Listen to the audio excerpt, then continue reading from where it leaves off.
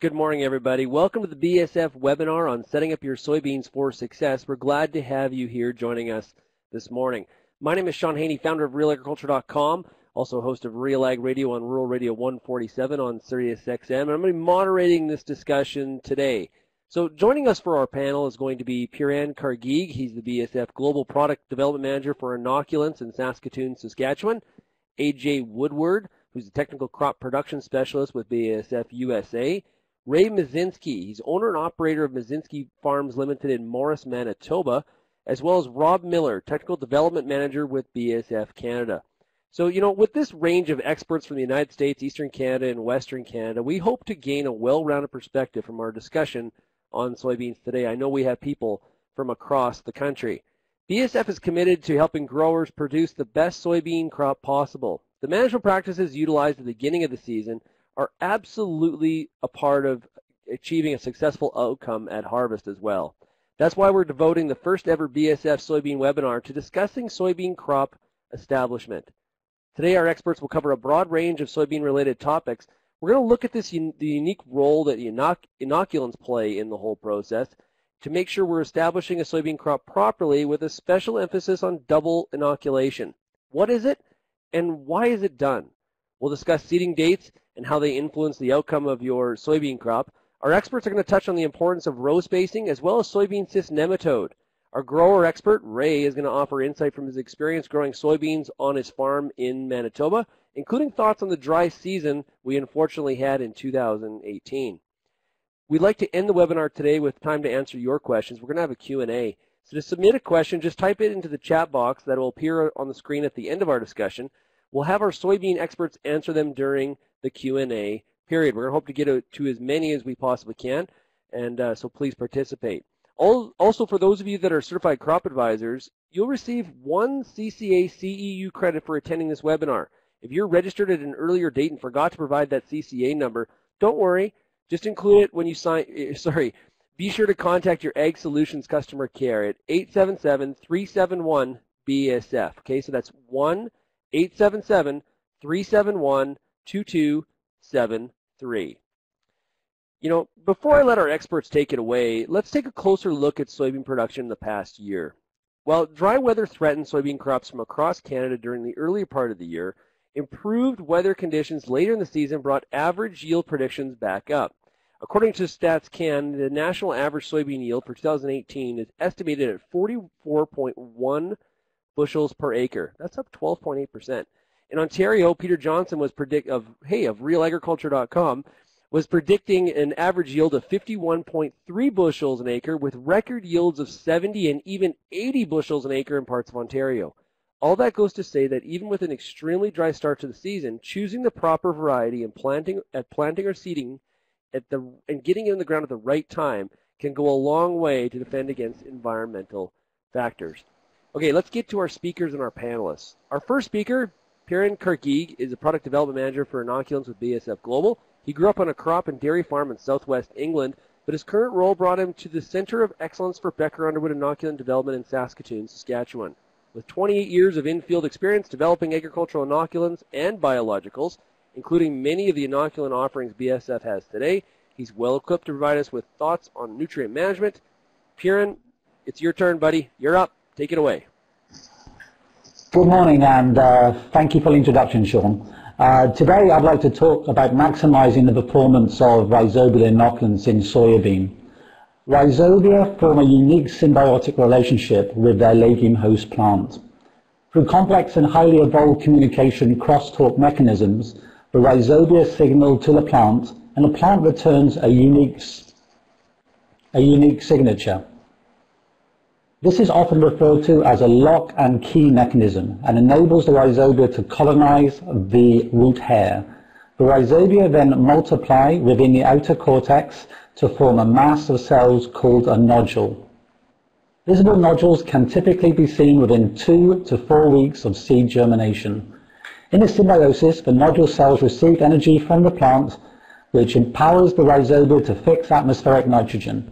Nitrogen fixation converts the otherwise inert and stable atmospheric gas nitrogen, comprising about 80% of the air that we breathe, into a form of nitrogen that the plant can assimilate into amino acids, enzymes, and ultimately convert to biomass such as grain, yield, and protein. So why would a grower and should a grower consider inoculation? Well, we all know soils are naturally variable, a variability that also transposes to both the numbers and the nitrogen fixation capacity of the native rhizobial populations in the soil. Native rhizobia adapt and evolve in the soil as survivalists, with little natural selection for nitrogen fixation performance. Therefore, these native populations are mediocre at best with regards to symbiotic nitrogen fixation and vigor benefits conferred to the host plant. Soybean requires about 5 pounds of nitrogen per bushel of harvested grain. Effective inoculation provides a significant percentage of this nitrogen, with peer-reviewed literature citing anywhere between 36 and 74% of that nitrogen need. The nitrogen is provided both at the right time, at the highest fixation rate periods, during late bloom and early pod, that's around the R5 to R6 stage, and at the right place, i.e. within the plant root tissues. Nitrogen fixation not only maximizes grain yield potential, but also can increase protein levels. Effective nitrogen fixation will help the plant to reach maximal protein levels of approximately 37% here in Canada, through the provision of fixed nitrogen intermediates which are used by the plant to form nitrogen-rich molecules such as proteins. In addition to yield, effectively modulated legumes have long been regarded as important rotational crops contributing to soil fertility and soil health. So what factors can affect rhizobial activity? Rhizobia are living organisms that need to be both alive and active in order to effectively do their job of forming nodules and fixing nitrogen. There are a number of best practices which should be adopted to optimize the performance of inoculants, and I've blocked these into 4 major categories on this slide. First, storage. Typically, we need to store the inoculant and inoculated seed in cool, dry conditions, away from direct heat, sunlight, and freeze-thaw conditions. It is particularly important to ensure liquids are not allowed to freeze and that granules are not double stacked, as can form compaction clumps, leading to application challenges. When inoculating your clean seed, use the correct inoculant for the crop. Here in Canada, we typically use a strain for soybean called Rhizobium japonicum, and use this product within the stated expiration dating. After this dating, performance can be significantly compromised. Apply the inoculant according to the label, remembering that different formulations will all have different requirements. For example, in-furrow will be different from on-seed applications, of course, but also we have seed treatments that possibly have extenders and or co-packed components that need to be considered during application. Ensure you understand the compatibility of companion products that go onto the seed or in-furrow with the inoculant, such as chemistry and fertility products. As I've already mentioned, help keep the rhizobia alive on the seed by protecting against desiccation and UV exposure as much as possible. For on-seed application, ensure the seeds are evenly treated to maximize nodule formation on each plant. For the equipment, clean and calibrate both application and planting equipment regularly, as different products may have slightly different application characteristics. For granules, use dedicated tanks for air seeders and planters, and always use the provided screens from the manufacturers. Also, do not leave the product in the tank overnight, as can form clumping in humid conditions. It is advisable to run the fans before charging the tanks to drive off any latent moisture within the system, and then only to fill the tanks to about 50% capacity with the granule product which you're inloading. And finally, check monitor eyes and flow rates for in-furrow application accuracy. The fourth category on this slide is in the field. And it's important that you know the ground that you're planting into. For example, do you have light or heavy soils? What's the organic matter? And how much available nitrogen do you have in the top 12 inches? Also consider if there have been any deficiencies and or nodulation challenges in the past. You need to ask yourself whether the soils are wet, dry, cold or hot at the time of planting, all of which can have an impact on successful nodulation. For example, cold soils significantly reduce the time to nodulation by as much as 7 days for every degree Celsius below 17 degrees C. Remember, if there is a greater than 30 pounds of nitrogen per acre in the top 12 inches of soil, nodulation will be delayed, and at 50 pounds of nitrogen in that top 12 inches, you will get a postponement or even no nodules being produced in that condition. After 3 to 4 weeks, carefully dig up the plant roots and look for nodules. And remember to look for nodule biomass more so than nodule numbers. Also, placement of the nodules on a root are very indicative of performance. So we often get questions on double inoculation, and I wanted to provide a little detail around this practice. Essentially, double inoculation is a means to quickly establish higher levels of effective rhizobial population on and around the seed. Double inoculation can be achieved through increased application rates, or more commonly through use of separate on-seed and in-furrow applied products. So a logical question would be, why aren't inoculants always effective at label rates? And when should I consider using a double inoculation? The answer is that in certain stress planting situations, the viable population of rhizobial inoculant delivered at planting may not be high enough to maximize nitrogen fixation performance. Stress planting conditions include one or more of the following: virgin soybean ground or long rotational history soils onto soybean, flooded soils, or conversely very hot or dry conditions, very light or low organic matter soils, areas where nodulation failure has previously been reported, and this could be a micronutrient deficiency or even a toxicity of a micronutrient. Reduced compatibility systems, and finally, where on-seed shelf life recommendations have been exceeded or where you have doubts over the storage conditions of the inoculant. All of these conditions really tell you that you may be entering a stress situation, and you should really consider double inoculation. So I've been asked to provide a high-level overview of biofungicides as these pertain to technologies around inoculants. Biofungicides usually include naturally occurring biochemicals, microorganisms, plant extracts. There are a number of other products which feature in this classification. Whilst multiple modes of action are associated with many of these bioactives, the suppression of phytopathogens is well characterized, i.e. the suppression of root diseases such as Rhizoctonia and Fusarium. In my opinion, these products should not be used to replace synthetic chemistry, but rather as a synergistic input that complements chemistry when there's an activity gap, and or when the chemical seed treatment declines, thereby extending the window of protection for the plant. Seed-applied biofungicides can benefit the soybean plant in many ways, from increasing germination and plant stand, priming plant defense systems, all the way through to specific metabolite production, leading to suppression of root and seed diseases. We've also seen positive impacts on nodulation with certain of these bioactives through synergistic activity with the rhizobia. So, in conclusion, it's important to consider inoculants as one of the agronomic tools that you have at your disposal to optimize soybean crop performance. There are many best practices that will allow us to achieve the highest level of inoculant performance under any set of conditions. Ideally, these various inputs should work harmoniously with one another, as well as complementing the genetics for any given environment. It is really about providing the plant with what it needs for success at every stage through the growth cycle, starting with the soil, seed and fertility, all the way through to best agronomic practices and harvest optimization.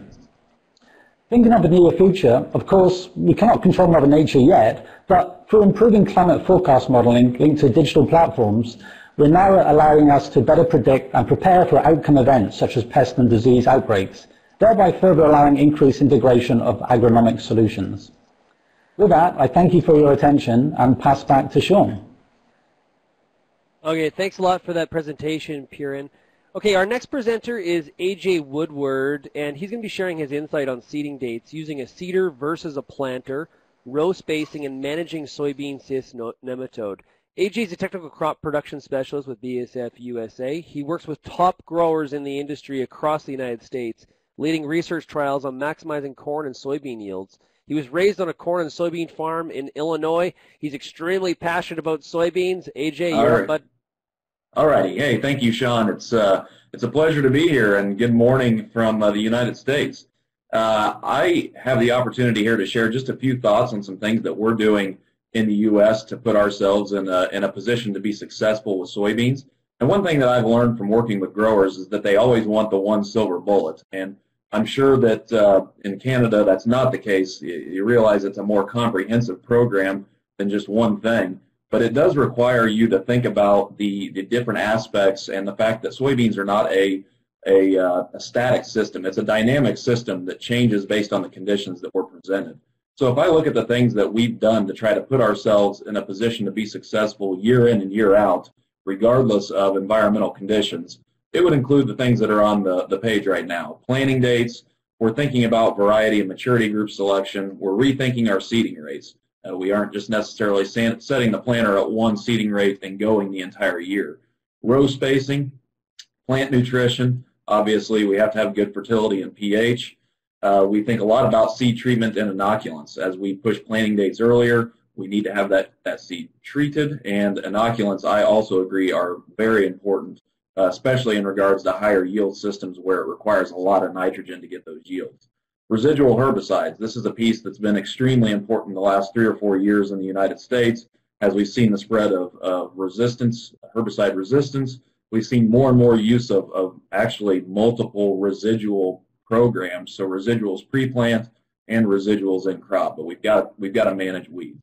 And finally, we also look at what we can do towards the end of the season to manage that crop for success. We utilize fungicides and insecticides like Preaxor fungicide and Fast-Tac in order to manage those stresses that might happen late in the year. So if you take nothing else away from my discussion here, I really want you to hone in on what we're going to say on this slide. Soybeans are truly light harvesters. It's much different than when you think about corn, because you want to try to maximize the amount of light that you capture throughout the year. If you've ever been in a soybean field, you know that soybeans have a tendency to abort pods, abort flowers in the season. Sometimes up to 50% of the flowers will be aborted. And one of the problems that we get into is being able to maximize the amount of light that those soybeans intercept. We truly think of them as a source-limited crop. So we have done a lot of work and effort in trying to understand how we can maximize photosynthesis through the year. And we especially think about that in the R1 to R3 phases. That's the beginning of flowering through early pod set. So we're thinking about both agronomic and crop production strategies that can help us maximize canopy photosynthesis, maximize light interception because of how important that is. So as I look at what I want to touch on for this presentation, probably the first thing that we did down in the U.S. to really start building a system for more consistent and higher yields was rethink our planting dates. And what I think where I want to start is what I thought I knew. Probably 5 or 6 years ago, we were making recommendations based upon what I had learned in school and in college and agronomic research. And what we thought we knew at that point was that we needed soil temperatures above 10 degrees C in the first 24 hours of that after soybean seeding, due to the fact that soybeans are in what we call the imbibitional phase. And essentially that means they're going to drink water in the first 24 hours regardless of what the temperature is. Now after the first 24 hours they go into the osmotic phase, at which point chilling injury is less of a concern. But one of the things that we were really concerned about is we knew if we were pushing planting dates earlier that we would get into scenarios where those temperatures would be below 10 degrees C in the first 24 hours, and I'm certain the same thing would happen in your geographies. So we put a lot of effort over the last several years into pushing the envelope and putting the soybeans into an environment that we would have thought it wouldn't be possible to be successful with in the past. And so I just pulled out 1 year, this past year, 2018, of data to share with you. We've done this for several years now, but basically I've got 5 planting dates represented, going from March 22nd down to June 8th. And what you'll see there is several columns, one showing our final stands versus our target and a percentage basis. You see the 24-hour 4-inch soil temperature. I've got that both in degrees Fahrenheit and degrees Celsius. The 7-day 4-inch soil temperature on average, and then the number of days for that planting date to get the beans from planting to emergence. And this is across multiple varieties at each planting date. And what you'll notice is that on our March 22nd planting date, now granted that's very early in Illinois, and certainly the ground's probably frozen still in most of Canada, But in the first 24 hours, we had soil temperatures at 2 degrees Celsius, well below that 10-degree threshold. And in fact, the first 7 days were at 5 degrees. And still, even with those very difficult conditions, and actually we had 4 snow events on those soybeans after they were planted, we still ended up with 64% final stand versus our target. Plenty of soybeans to get full yield potential. And even though it took 40 days to get them from planting to emergence, we still took these all the way to yield. You can see some of the other planting dates. I'm not going to hone in there because 2018 was actually a warm spring for us, and we had relatively good emergence. But I just want to reiterate the fact that soybeans can handle conditions that we never thought were possible, whether that's because of genetic improvements or seed treatments or all the above. There's potential to push the envelope here. So if we look at how those multiple varieties, 4 varieties, ended up in yield this year on average, what we found was that even with the 40 days from planting to emergence in our March planting date, that was still near our top yield. And certainly our highest yields were coming from our earliest planting dates. There's a near 30 bushel per acre swing from top to bottom. And commercially with growers, we're seeing the exact same thing. We're seeing the adoption of an additional planter to plant 2 crops at once, or even in some scenarios starting with soybeans to try to maximize that opportunity for yield.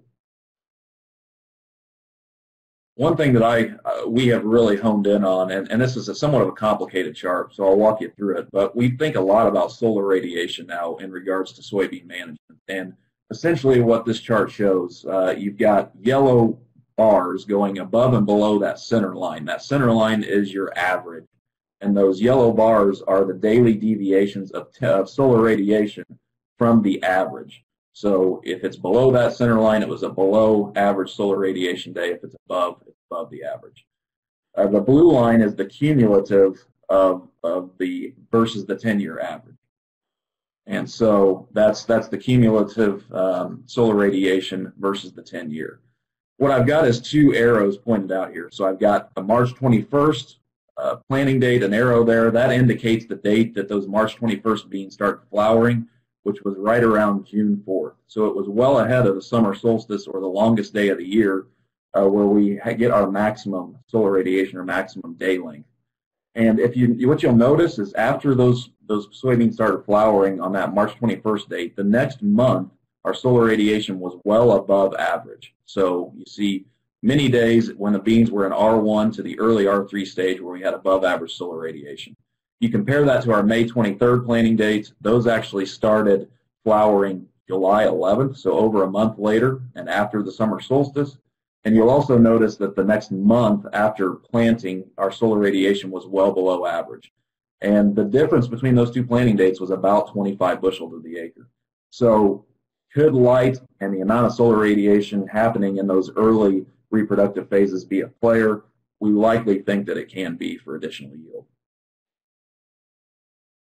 One thing we utilize to kind of better understand the amount of light capture using different agronomic practices is what we call our soybean selfie stick. And so you can see in the yellow circle there a little camera that it is below the canopy, and one of my interns was out taking photographs. So essentially you can think of it like you're laying on the ground with a camera and you're taking a picture and seeing what's above you as you look up towards the sky. That's exactly what this camera is doing, but it gives us some measurements of the amount of light being intercepted by the plant versus the soil.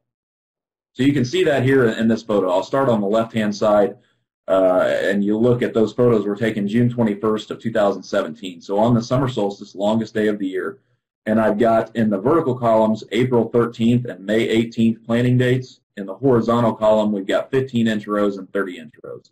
The numbers in the bottom right-hand corner indicate the amount of light being intercepted by the plant at those different planting date and row spacing combinations. The thing you'll notice here is number 1, the earlier planting date gets us more light interception on June 21st. Also, you'll notice that in the horizontal column in the 15-inch rows, you see a substantial increase in the amount of light being intercepted as well. Both of those things are important as we look at trying to intercept more light around that longest day of the year time frame. On the right-hand side, you've got 2018. 2018 was a much warmer spring, so we see even more light interception or more light being captured. on the April 23rd and May 14th planting dates. And additionally, the 15-inch rows planted there in late April were nearing 90% light capture by the longest day of the year. And we're also utilizing that light to set flowers and pods versus using it for vegetative growth. So these are some of the things that we've thought about and tried to measure as we try to push the envelope in soybean yield. So I'm just going to touch a minute on air seeders and planters. So this is a common discussion in the U.S. as well, more so maybe in 30-inch rows versus some sort of narrow row setting. But conceptually, I wanted to just talk maybe a little bit about the benefits that we see in one versus another and what might drive a decision to one versus another.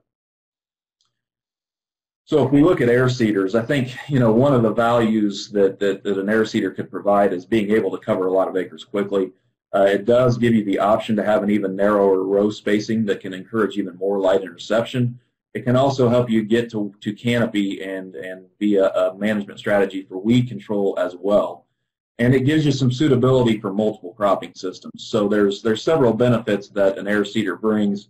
And again, I think some of this depends on your operation and how you're set up, what might be the most value.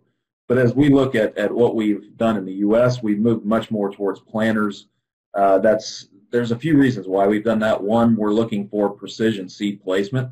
We're lowering seeding rates, so we're down now into the, let's say, 120 to 130,000 seeds per acre.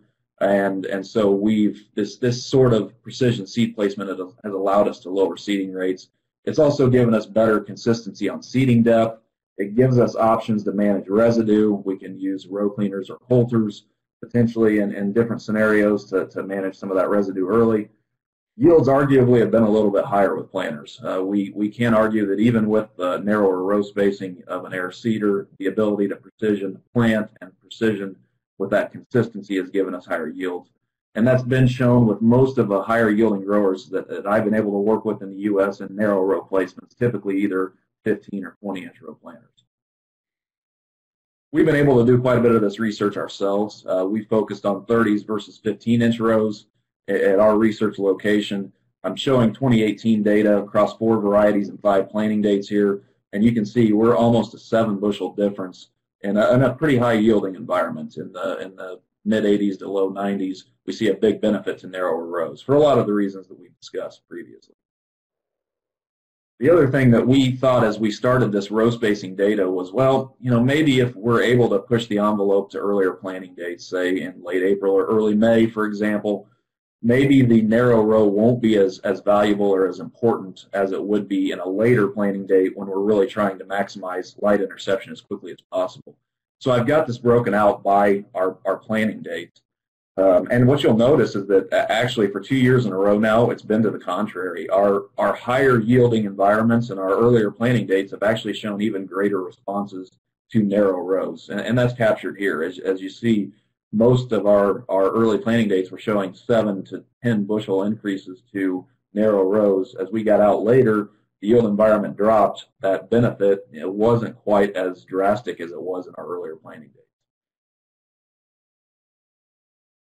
So I'm gonna close here on a one last discussion here around soybean cyst nematode, and this is one that continues to get more and more press, more and more discussion, and for good reason. Actually, if you look at pest pathogens in soybean cyst nematode is #1 by a long stretch, about 2.5 more times impact versus a seedling disease, as you can see on the chart on the right-hand side. So there's a substantial amount of effect of soybean cyst. It's present in pretty much all soybean geographies now, and once it's in the field, it cannot be eliminated. So it's something that you have to look at strategies to manage it long term. One of the other challenges with SCN is that currently there are not a lot of sources of resistance. So primarily in our germplasm, there are 1 of 2 main sources of genetic resistance to SCN, either PI 88788 or the Peking. And most germplasm today is probably going to have the PI 88788. That's going to be in the majority of soybean varieties. And one of the challenges that we've got is that resistance or the ability of SCN to reproduce on that type of genetic resistance is increasing. And you can see that on the left-hand side. That blue line indicates the amount of reproduction that's happening today on the PI 788. And as we get more of that reproduction occurring, it's decreasing yield, as you see on the right-hand side.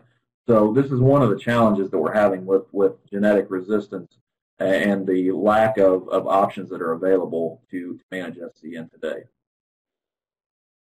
So as we look at what we've tried to do from an integrated standpoint to manage soybean cysts, the number one thing that you have to understand is, do you have an issue with soybean cysts in your field? So soil sampling is number one, to understand, number one, do you have it, and what's the severity of the issue in your field? That can help guide some of the management decisions that will happen after that. Crop rotation to non-host crops is one method. However, once soybean cyst is there, it's there forever. So even when you go back to soybeans, you're likely still going to have that pest there.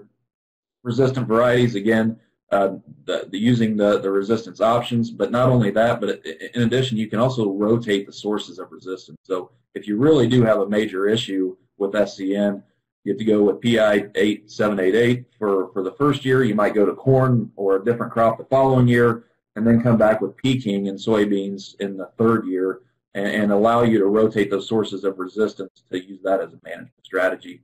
Additionally, in recent years, there's actually been the addition of some seed treatment options that can be in addition to genetic resistance and provide you another option to help manage SCN.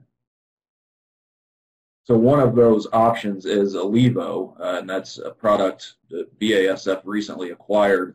And this product is a neat product. It works against two of the major soybean pests, one being nematodes, soybean cyst nematodes, the other being sudden death syndrome, a disease that can be pretty devastating as well. But in regards to SCN, you can see that the neat part about Alivo is it actually is able to reduce the issue with soybean cysts across multiple stages. So all the way from hatching and the early juvenile stages where it can provide excellent control, to even some control later in the year during the cyst stage and during reproduction. So just to close my discussion here, and we covered a few topics. We didn't get in depth into a lot here, but one thing that I can tell you that we've learned in the U.S., in order for us to really push soybean yields, we've had to take risks to earn rewards. We've had to push the envelope on planting dates. That's given us the opportunity to, even under some difficult conditions and even dry summers, it's allowed us to get more yield potential than we had previously. We've thought a lot about light interception and ways that we can maximize canopy photosynthesis, both through agronomic practices like planting date, as well as crop management practices like using a pre-Axor fungicide for plant health. We use agronomics and crop management. It isn't just one or the other. It's both of those things put together that's really given us success. And like any crop, you'd love to have environmental cooperation. However, we don't always get that. So we've taken, if you think back to that first slide, we've tried to take all those multiple different strategies, put them together, and think of it like an insurance program. We put those practices together. It's helped us mitigate against some different environmental conditions and still allowed us to continue to push soybean yields higher. So with that, I really appreciate the opportunity to be with you this morning, and I'll turn it back over to Sean.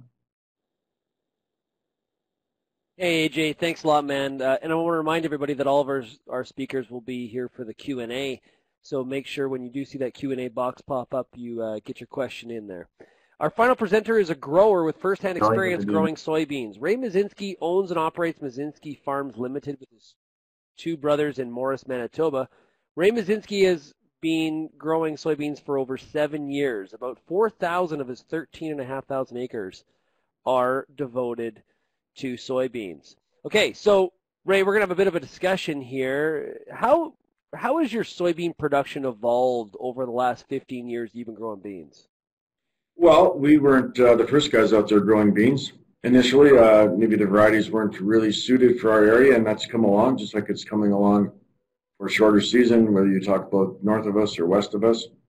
So we've really got going the last 7 or 8 years with beans, and it's been a great crop, great rotation for us, and we look forward to growing them every year. So let's highlight the rotation part of that. So why has it been good for your rotation? Well, partly putting another crop in the rotation is always a positive. We've put crops in and out over the years, whether it's sunflowers or flax or we've even grown some bird food millet in the past. So you look at different crops. Our rotation has actually dramatically changed over the last 7 or 8 years. We hadn't grown a lot of corn. We hadn't grown a lot of soybeans in prior years. So putting beans and corn in just from a time period is wonderful. We used to have a lot of crops that had to be seeded probably on the earlier side versus beans or corn. So you had more stress at seeding, and then when it came to harvest, a lot of these crops matured in the August time period, and we had a lot of stress trying to get them all in the bin at the same time. So having soybeans does allow a little bit more time. The harvest season is typically a little bit later than what wheat, oats, or canola would be, on average, if the weather's cooperating. And then corn typically is just after beans. So it does allow you to utilize your harvest equipment and your seeding equipment to a certain extent over a longer period of time. So it's much more efficient. Yeah, every harvest, every season brings new challenges and new opportunities to test, your willingness to persevere. This year in Western Canada, we definitely saw a lot of very much a dry bias, and we still have that dry bias heading into the 2019 season at this point. How does the dry weather, the dry conditions, how does that impact your plans for soybeans heading into the 19 season? Well, you always have some thoughts, deep inside your head how you think the year is going to pan out. And, talking to other growers, there's definitely some concerns. I know talking to retailers that sell soybean seed, there seems to be a little bit of a trend right now that guys are backing off beans, worried about the dry year.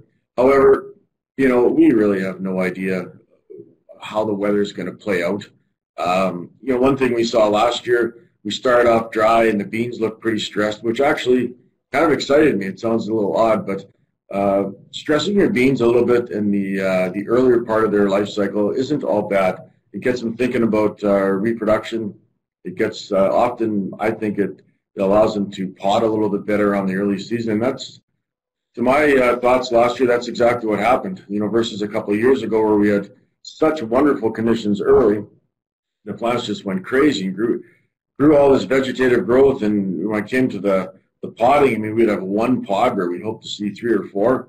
So that started fantastic last year. But for anyone that grows beans, you do know that a late rain, particularly for us, a late rain means an August rain, is very important. And where we got a little bit more rain later in the season, the yields were better. So that's something that's important, but there's no way, myself or anybody else can predict what kind of rain we're going to have in August. We could have a dry beginning, but some nice rains in August, and beans could be, our best crop on the farm. You never know.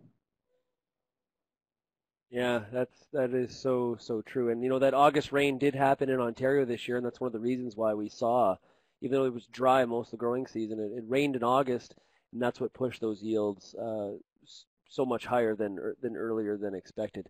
So we got a whole range of people in terms of how long they've been growing beans, probably on this webinar.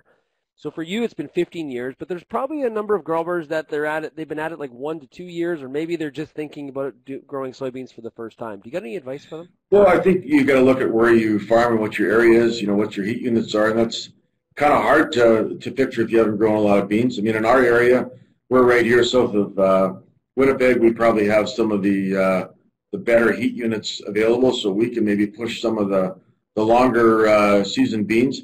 However, I would, even myself being in an area that's maybe more ideal as far as Western Canada, I don't ever want to grow, all my beans on a long season. Having some is fine, but having the majority kind of in a mid is not a bad idea. So that would kind of depend on where you're at. The tough part would be to try and figure out, there's many ways of talking about beans. In our area, we kind of talk about beans being a 2500 heat unit or a 24 or a 23. So if you're going more Western Canada or north, you might be maybe 24s as much as you want. So, just sort of take that into consideration, grow some that are a little bit long season and maybe some that maybe aren't so long season. And over time get a feel for what you think is best in your area, and also everyone is takes risk a little differently. Some people, regardless of their situation, they want to grow all long season beans, or risk it a little bit. So it's to each their own. Yeah, earlier we heard Pierre talk about the opportunity for double inoculation. What have you been doing on your own farm in that regard? Well, certainly when you start out on beans, you don't have a lot of history in your soil on beans. I think that is an unwritten rule to double inoculate. I'm sure I have people that argue with me, but when you know your soil doesn't have any of the inoculum in the soil because you haven't seen beans in the rotation, you're actually introducing it and putting it on the seed as well as an additional source. I think is absolutely critically important. Some people just put more on the seed. I particularly like to not only treat the seed with a inoculant that has an extender on, so if you do get caught with a rain, you can't go out there for a couple more days, you don't have any concerns, but also something that the plant has access to get later, whether it be if you're solid seeding. A lot of guys will go granular because their roots, as they grow, they can access that that product. And if you're planting, in our case, we plant most of our beans, we'll put a liquid down in furrow.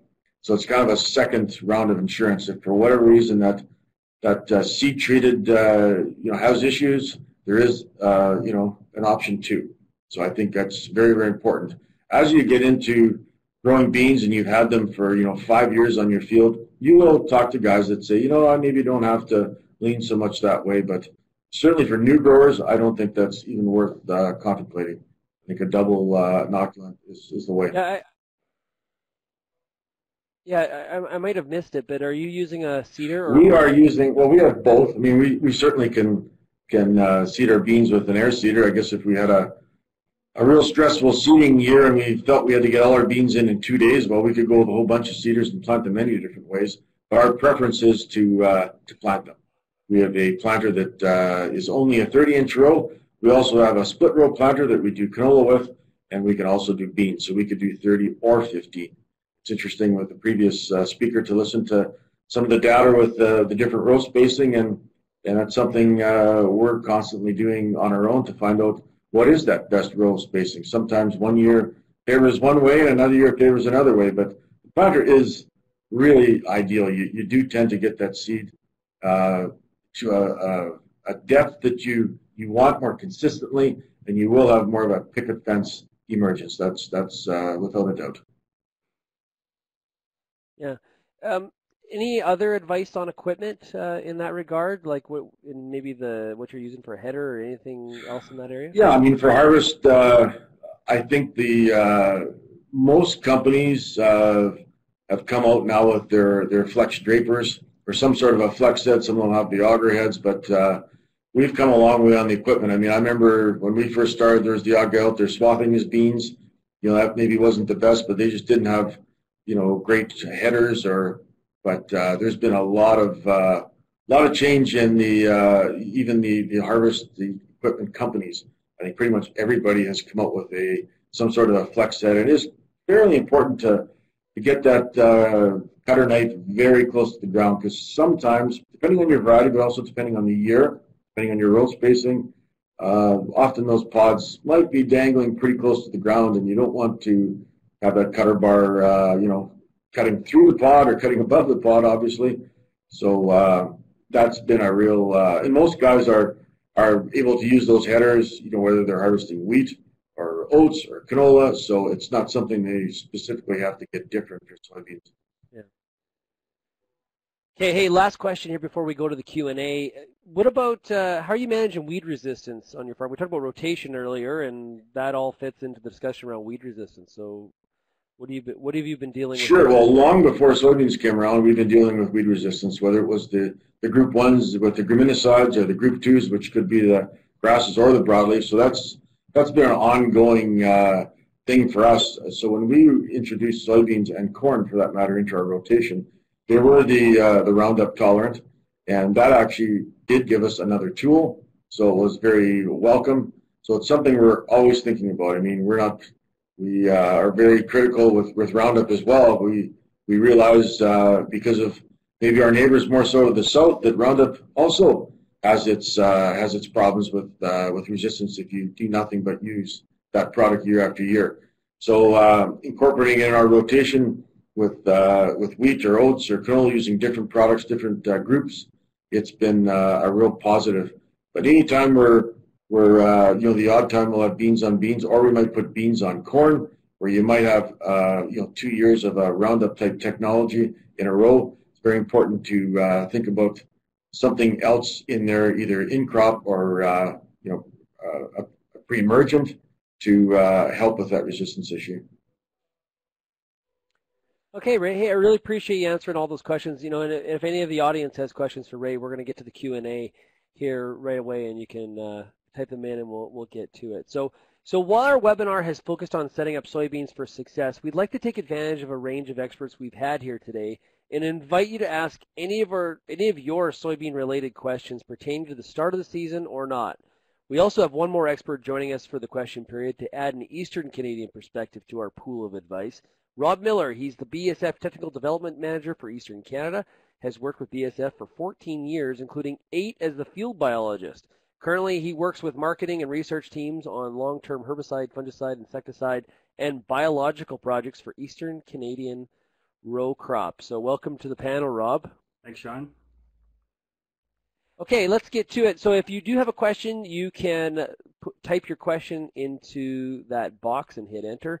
I would appreciate it if you would let me know where in the country you are from, and feel free to ask any of our panelists a question. I'll go over to Rob first because he's just joining us.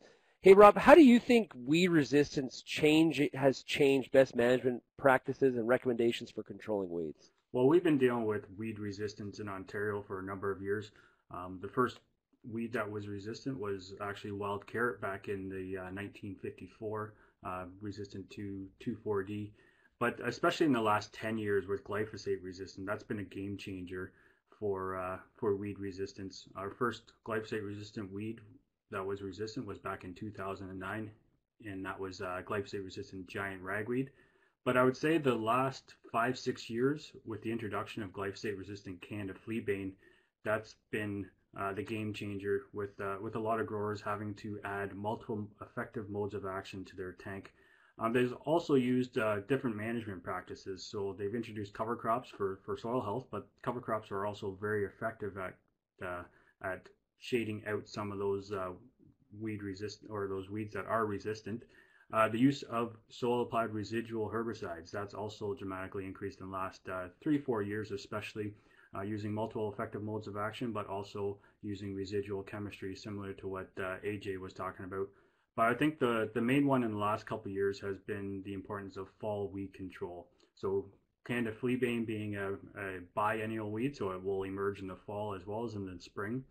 Using that fall burn down not only to control the dandelions, but for the glyphosate resistant Canada fleabane as well. That is important to any operation moving forward. Yeah, cool. Thanks a lot. Hey, AJ, I'll throw this one your way. I'm not sure if you have experience in this, but we'll go your direction. What about variable rate seeding soybeans? This question's from Brent from Eastern Ontario. Have you done much work in variable rate seeding? Very good question. I have, actually, and so a couple thoughts there. We actually variable rate everything on our home farm, and I write those prescriptions for soybeans. My thought process is a little bit different on beans than it would be for corn. So what we do in soybeans is we take our highest productive areas in the fields. We might have 4 or 5 soil types in our fields, and we put our lowest seeding rates in the high productive areas. And what our data has shown both in research and on my home farm is in the highly productive areas, you don't need as many soybeans. So it's opposite of the thought process of corn. In your less productive areas or lower productivity soils, we increase seeding rates. And that's essentially, in those situations, a lot of times it's just we don't get as much growth in those parts of the field. So we're trying to put more plants out there to take advantage of any potting opportunities we can get. My spread on variable rate systems on our farm in 15-inch rows is anywhere from about 115,000 up to 170,000, depending on soil type and yield level. Thanks a lot. Appreciate that. Brett Coughlin asked the question, Piran, do you think growers on old tobacco sand ground should be double inoculating every year? That's a great question. I guess we're talking about areas around Delhi in southern Ontario, and yes, on those very light soils in that area, especially if it has low organic matter, which a lot of the soils do, double inoculation will definitely benefit on that soybean crop. Really monitor the organic matter, and importantly the amount of nitrogen and the amount of nitrogen that's mineralizable or available during the season. And if that's below around about that 30-pound mark, I would definitely suggest to double inoculate and just monitor that nodulation and yield expectation until there is a point where you feel comfortable that you've established a population which may overcome that. But it is a good practice on very light soils. Okay. Riley, who farms apparently near Ray, so Ray's got his neighbors on here. He has a question for AJ. AJ, what are your thoughts on fungicide in furrow, like a headline product? Yeah, so we've done a fair amount of work on that as well, and I'd be curious if Ray had any thoughts on this from his farm. But where we've had the biggest value from fungicides in furrow have been in where we've really pushed the envelope on planting days. So essentially what we've been after in that circumstance is products like Headline give us some additional cold tolerance. So we're trying to get as much cold tolerance benefit as we can, and additionally, in the earlier planted scenarios, we tend to have enhanced disease potential as well. That's at least in our part of the world, especially from say Phytophthora or Pythium. So that's also a strategy we would use for that. As we get into later planting dates, when it warms up real quickly, it's been less effective for us. It's not to say it wouldn't be in Canada, but our best success has been in early planting dates. Okay. Question here for Rob. It's from Doug West, who's in Picton, Ontario. He asks, we plan on growing IP soybeans in 2019 in fields where we've seen fleabane in the past. We prefer a burn down with residual. What's our best plan of attack? Yes, definitely. So if you are growing IP soybeans, there are very few options that you can use once the soybeans have emerged. So the research that we've done over the last 4 or 5 years with Peter Sikkema, by far the most consistent program is using an Aragon-based product. So Aragon is also known as Heat LQ in Western Canada. So it could be Aragon, Integrity, or Optil in combination with Sencor. And we're looking at about 220 grams of Sencor if you're using the dry formulation, or 340 mils of Sencor. That by far seems to be the most consistent program over the last 4 or 5 years. Okay. Hey, Ray, there's a question here from Lloyd Van Eden Petersman asking about how to overcome low potting height. Question from Southern Alberta. Do you have any thoughts there? As a matter of fact, that's quite fitting. Last year we had done some seeding for a food grains project, and they had solid seeded the field, and we came in and they had done just a little bit like the boundaries, and I think they just emptied out their seeder. And we finished the field with our 30-inch row, so we had the wider row seeder. And we had quite a few comments from the guys that thrashed it. They didn't have, at least a couple of the machines that harvested didn't have the flex drapers or the ability to get right down to the ground. And they really commented that the 30-inch row had taller plants and the beans were higher off the ground. So I think there is some merit to putting if that's a struggle for you, or you've got, varieties always, certain varieties do tend to pot a little higher, but sometimes environmentally things don't go our way. And I think if you put your crop in a row, you will, on average, get your beans a little taller and have your pods maybe a little higher off the ground. Yeah. Hey, I'll throw this one to AJ. Really what we've been seeing is, and this got mentioned earlier, that those August rains for a lot of growers are just so critical. Does that mean, this is a question from Barton Simpson, does this mean that the fungicide application is even more critical because we're relying so much on that late moisture? Yeah, so this is one of the benefits we have of being a little bit further south than you all. We actually, I look a lot at moisture trends, and so for us, what we're actually seeing is fewer August rains, or on average less August rain and more happening in June and July. And so that's part of the reason why I feel the early plantings work so well for us, because we actually push into those critical stages a little bit earlier, where we're still getting more consistent rain or being able to utilize buildup of soil reserves, so to speak. In your scenario where August rains are probably going to consistently be critical, happening during the critical stages of seed set and seed fill, that's where the fungicide piece is really big. And frankly, we've seen it work for us across a multitude of environments. So in wet years, it may be more of a disease play where you're getting August rains and extending the life of the plant. Might be helping with photosynthesis under cloudy conditions. In dry years, we've seen benefits from some drought tolerance to just, again, maintaining pods on the plant, maybe get you to that one magical rain you get in August. So it's a huge player. I look at fungicide on soybeans as just something we do, and we don't question it. And some years it pays big, some days we break even, or some years we might break even, but all in all, it's been a moneymaker for us. Hey, Ray, question here from Jason says, how high is too high with residual end levels? He farms in southeast Saskatchewan. Well, I think we've heard from at least one of the speakers that you want a little bit of nitrogen in there to have something for your plant to use before it gets to that whole nodulation process. But I think 50 pounds was a comment that I've commonly heard, and I think was mentioned today, that maybe or possibly you don't really want more than 50. However, from my experience, we have done some soybeans after corn, and corn that had a manure application.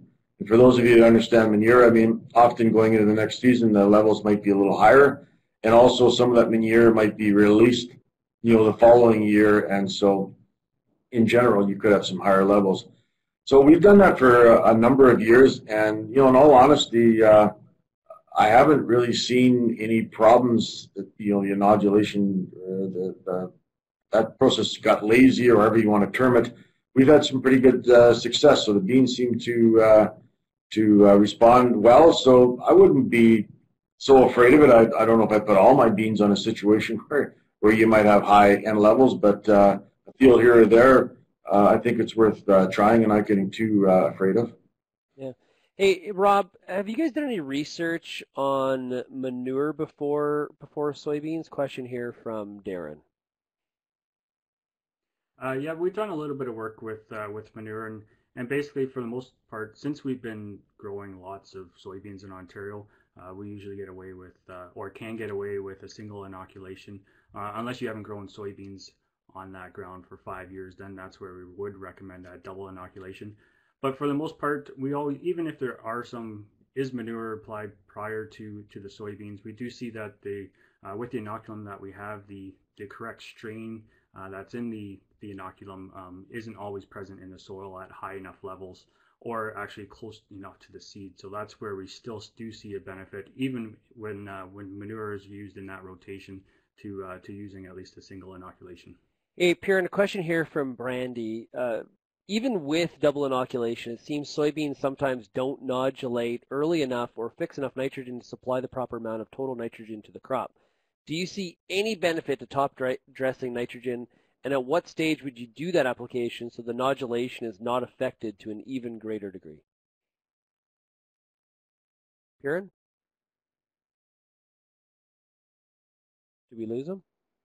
Sure, that's a great question, and sort of linked to the last couple of questions, I would say. And I would say even with double inoculation, single inoculation, this is really being driven by earlier seeding in my mind. And as I mentioned earlier on, cool soils will delay nodulation and nitrogen fixation. So really with earlier seeding, for sure, there's a little bit more of a gap there to fill in terms of nitrogen provision for the plant. And the typical recommendations of 20 pounds of nitrogen per soil minimum, I believe in those situations should be increased. We heard Ray mention going up to 50. I personally wouldn't suggest to go to 50 or beyond, except for in extreme situations. You want a lot of that nitrogen to be used by the plant before the nodulation process really kicks in, around about that 3 to 4 week period.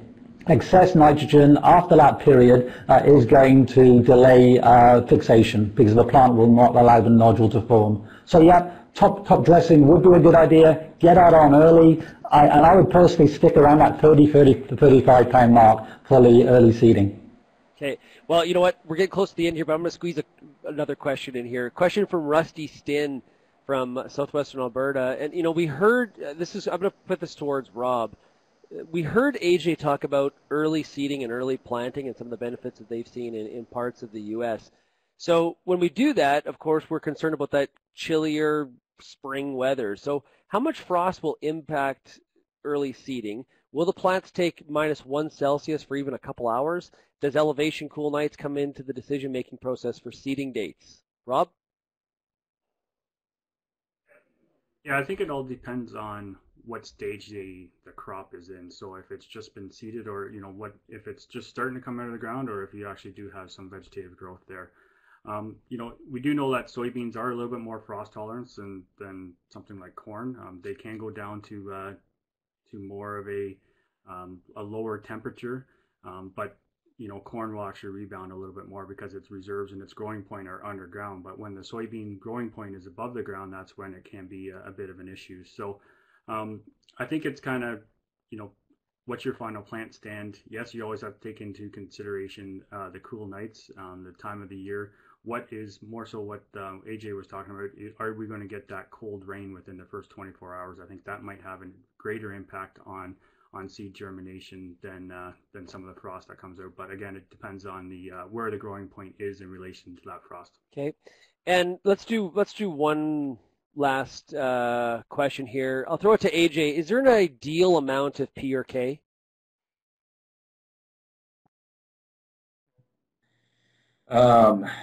Not an real easy question to answer. I will tell you that I've been amazed at what we've been able to do on I'll give you a couple examples. We picked up a couple farms that at our home farm that might have had P levels of, let's say, 12 to 14 ppm and 20 pounds per acre, and potash in the below 100s, and we've grown 80 plus bushel beans, which has amazed me. So it's hard to give you an exact critical level because it's going to change by soil type.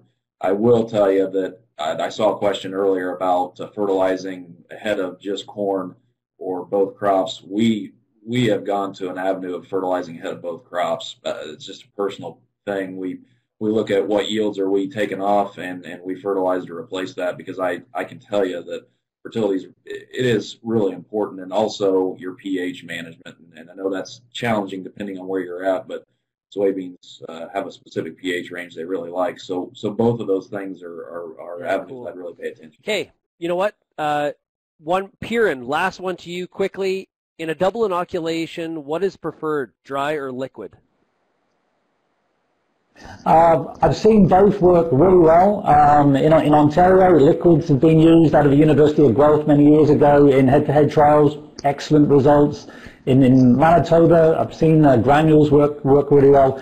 Depends on your equipment, a little bit of personal preference. They're both excellent delivery mechanisms.